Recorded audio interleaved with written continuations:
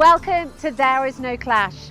Here at There Is No Clash, we recognise research as an independent force with the power and the authority to challenge the old and construct the new, to create an energy that will further guide logical inquiry and to contribute to intellectual and scientific progress.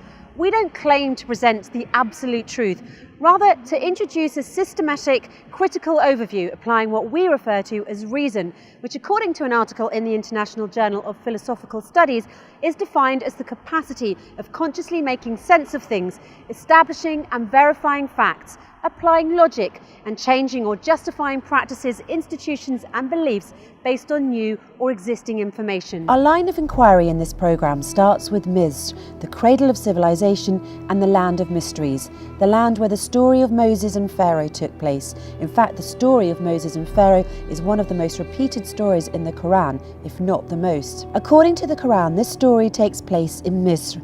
The Quran narrates what Pharaoh said: "Don't I own Misr and these rivers that are running from beneath?" Moses also addresses the Israelites and says, "Descend to Misr." Where exactly is Misr that is being referred to in the Quran, and what are its borders? Is it the current Egypt that we know now, with borders from Alexandria in the north to Aswan in the south? Well, the short answer to this question is no. This is actually not what the Quran refers to as the land of Misr, and this is certainly not its borders. Misr means the Nile Valley. Its borders are not just from Alexandria to Aswan.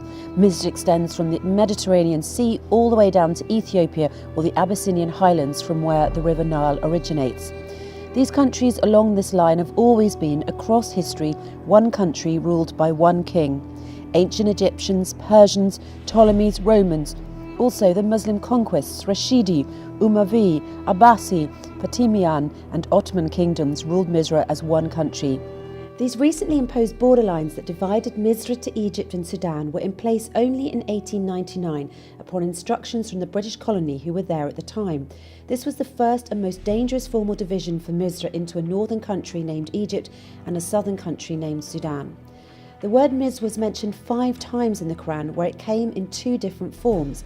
The first without nonation, meaning the homeland where Egyptians used to live. And said this who had brought him from Misr: "Don't I have the reign of Misr? You shall enter Misr." Also in another form with nonation, "You shall descend to Misran," meaning the civilized city. The reference to this civilized land, or the civilization of the Nile Valley as mentioned in the Quran, refers to the land of Egypt, Sudan, up until the Abyssinian highlands, not just Egypt. So let's try to connect the dots here. If the Valley of the Nile, or Misr, that is mentioned in the Quran covers all this land long before the British conquest and its border definition in 1899, then where exactly in Misr has been the location of Moses and the Pharaoh's story? Has it been in the north of Misr towards today's Egypt, as was taught to us in the history books, or towards the south, currently known as Sudan? The Quran identifies the geographic location of the interactions between Moses and Pharaoh with extreme specificity, leaving no room for doubt. In fact, the Quran mentions 5 descriptions in its narration of Moses and Pharaoh's story: the western side, Yam, Madyun, Turwa and the Tor. The western side, the first location identified by the Quran, is where Moses learned from God that the confrontation with Pharaoh and his army is over. He also learned the timing of his escape with the Israelites from the tyranny of the Pharaoh. This specific location is identified as the western side of Mecca because God said to Prophet Muhammad, "And you weren't, O Muhammad, by the western side as we handled the situation with Moses, and you weren't one of the witnesses." Prophet Muhammad lived in Mecca at the time, and the western side of Mecca is northern Sudan. If anything, this tells us that the story of Moses and Pharaoh took place in what we now know as northern Sudan, or to be precise, in the southern part of Misr before the 1899 borders. By the way, it's worth noting here that back then there was not the land that is now called North Sudan. It was known as the Nubian Kingdom of Kush. Hence you can confidently say that Misr was in Egypt, Lower Misr, in addition to Kush, Upper Misr, until now the Abyssinian highlands.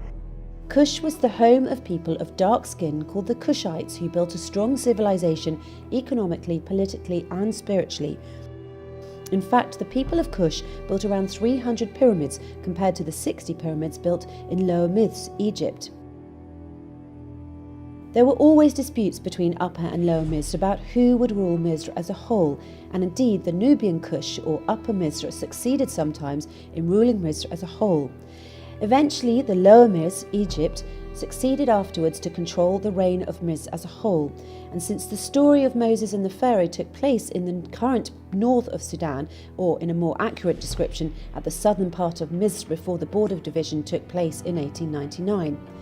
This then means that the story of Moses and the Pharaoh took place in the land of Cush, or in the Upper Miz region, and that the Pharaoh that was referred to in the Quran is a proper noun for one of the kings of Cush, or Upper Miz, that is currently north of Sudan, and not Ramses II, the king of Lower Miz, Egypt, as narrated in some history books.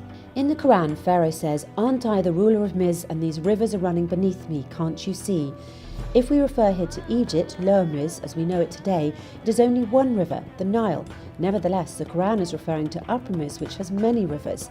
This again implies that the story of Moses and Pharaoh took place in Upper Miz or northern Sudan. The river Al-Yam, the second location mentioned in Moses and Pharaoh's story, refers to where Pharaoh sunk with his army.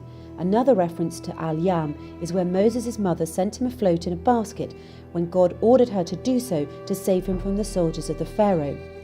At the beginning of Surat Taha, God says to Moses' mother, "And put him in the coffin and throw him in Al-Yam," referring her to the river.